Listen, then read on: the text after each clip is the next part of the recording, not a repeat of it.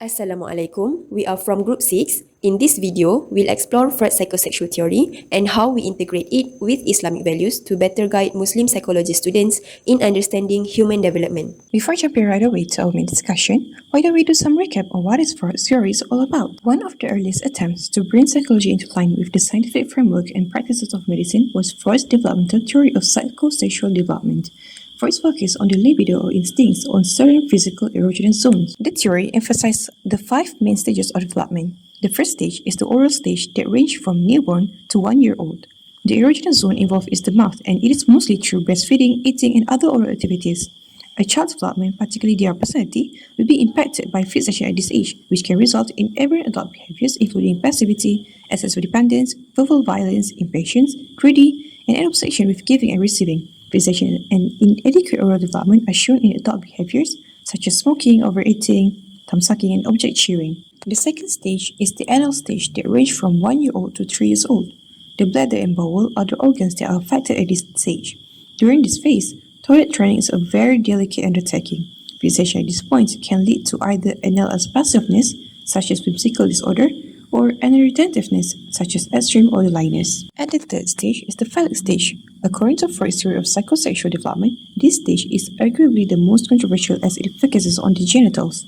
Oedipus complex occurs when a male youngster connects with his father and curses his mother after realizing that most male children have different organs from females. Male children who suffer from castration anxiety are terrified of their father, which Freud described as a bizarre sense in which the youngster dreads losing his sex organ. Meanwhile, for female, it is known as Electra complex, which relate to penis envy. Conflicts and fixations at this point result in homosexuality, issues with authority, and a rejection of proper gender roles. And at the fourth stage is the latency period in which the libido is largely suppressed during this phase. For this time frame, Freud did not pinpoint a particular erogenous zone. By concentrating on education, athletics, and forming connections, the youngsters start to subtly channel their urges. Adults who experience dysfunction throughout this phase may find it challenging to build wholesome relationships. Lastly, the genital stage, in which the child's ego reaches its full potential at this point and they start to crave independence. Their sexual impulses and behaviors become healthy and consensual, and they are able to establish meaningful, long-lasting relationships. Some may find it difficult to form meaningful, healthy connections if they encounter a barrier during this time. Freud's psychosexual theory places strong emphasis on libido, which he defined as sexual energy.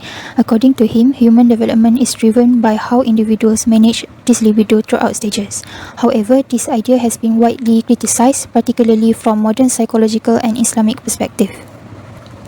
The first major limitation is that Freud's theory reduced human motivation to sexual desire.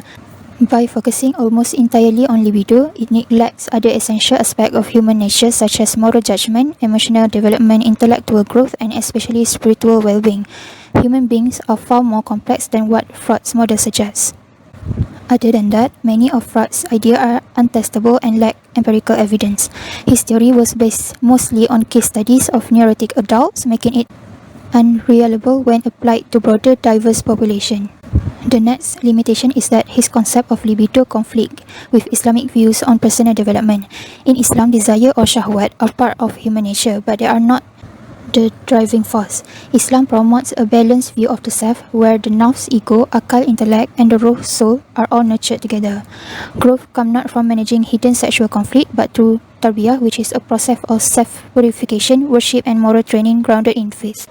Lastly, Freud believed that morality arises from the superego, shaped by societal pressure and fear of punishment. In contrast, Islam teaches that morality is rooted in the fitrah, the natural inclination towards good, strengthened by divine guidance and a sense of responsibility to Allah. Mr. Zaleha for her explanation on the limitation. Now I'm Fateemah, and I'll be explaining the key differences between the Islamic and Freudian worldview. From the Islamic worldview, the human is being outlined as holistic creation, composed of body, soul, and spirit, and guided by fitrah. The purpose of life is to worship and fulfill our responsibility to God, while also pursuing moral excellence. In contrast, Freud's secular view reduces the human to just a biological being, driven by unconscious sexual and aggressive instinct with no divine purposes, which only to the pursuit of pleasure and conflict resolution. Men emphasize faith, intellect, and emotional well-being. Morality begins with the consciousness of God and is gradually nurtured through education and environment. Meanwhile, in Freud's theory, moral accountability arises from the superego, which is shaped by parental and societal pressures. All in all, Freud's theory removed the concept of God consciousness, taqwa, and moral responsibility from the developmental process, which is essential in Islam. And that's all. I'll be passing on to the next presenter. Thank you, Sister Fateemah. Next, we will move on to the new model that we propose to help Muslim psychology students understand development better. Freud's theory emphasized that early childhood experiences shape adult personality, which we acknowledge. However, from an Islamic lens, his theory lacks moral and spiritual aspects. For instance, Freud viewed libido as the core human drive, but in Islam, natural drive like hunger, attachment, and curiosity need spiritual guidance. So, we introduce tarbiyah, which is spiritual and moral nurturing through belief in Allah, building moral habits, and understanding halal and haram. We are not rejecting Freud, but refining his model with Islamic values for a more balanced understanding. This new model has some key features that make it more spiritually grounded and relevant for Muslim development. Firstly, human behavior is seen as driven by the desire to please Allah, not by libido alone, which give purpose to every action. Secondly, children are taught Islamic ethics suitable for their age, like modesty and knowing gender boundaries to shape healthy views early on. Thirdly, development includes spiritual habits like salah and fasting, which help build discipline and self-control. And finally, teenagers are guided to form their identity based on Islamic values rather than just following trends or personal desires. So that's a quick review of what makes this model more aligned with our Islamic worldview. Now, I will pass to Sister Nisa, who will explain the structure of our proposed model in more detail. Next, I will explain to you how we actually integrate 4 stages with Islamic values. So, the name of our model is Moral Spiritual Growth Model. In this model, it actually follows the child from infancy to young adulthood, with which we're going to highlight both psychological development and also moral and spiritual guidance. So, actually, we use the same stages as Freud, but we actually integrate Islamic focus in it. So, let's start. The first stages is oral, which the Islamic focus are trust and also attachment. So during this oral stage, infants actually learn to trust through their warm parental care. So in our model, this trust is not only in parents, but also the trust in Allah SWT, which our creator. This early care actually creates a feeling of safety and comfort, which helps in setting a good foundation or stable emotional and also spiritual life. So moving on to the second stage is adult stage. The Islamic focus are cleanliness and also discipline. In this stage, young toddlers actually start learning self-control and order. Here, we add the Islamic teachings on cleanliness, or what we call tahara, and discipline.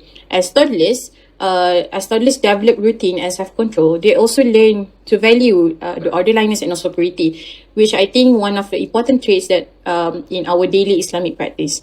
So the third stage is phallic stage, which are the Islamic focus, our identity and modesty. In phallic stage is when children begin to recognize their gender and form their own identity. So in our integrated model, this stage also focuses on developing modesty, known as haya in Islam. Children actually learn what is right, what is wrong, and how to respect others and their parents. They also build a personal sense of ethics that is supported by Islamic values on bravery, modesty, and respect. Fourth stage is latency stage. The Islamic focus are character and learning. So during this stage, children actually expand their social skills and gain knowledge through interaction with peers and also from the environment.